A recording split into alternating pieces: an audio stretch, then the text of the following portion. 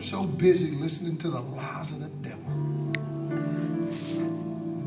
Let me ask you this.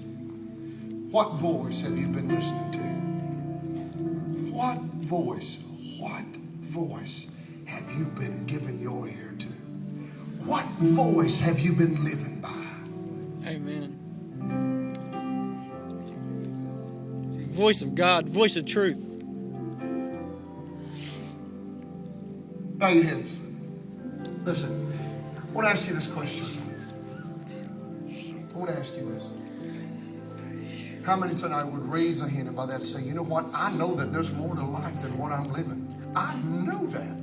I know that God has more for me, but I've been sizing myself up by my standards, but not what God says about me.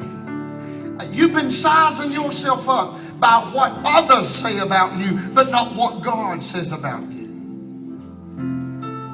How many would raise their hands in this house and say, you know what? I'm not even where I need to be with the Lord because I've been listening to the lies of the enemy. How many would raise their hands in this house right now and say, that's me? I know that there's more to life than what I'm living. I know that God has more for me. I know that there's a destiny for me, and the enemy telling me I'll never fulfill it. Come on, get your hands up right now in this house. Let me see your hands. Come on, just raise your hands right now. Raise your hands. Here's what I want you to do. I want you to raise your hands. I want you to stand to your feet right now. Stand to your feet. Everybody in this house right now, everybody stand to your feet.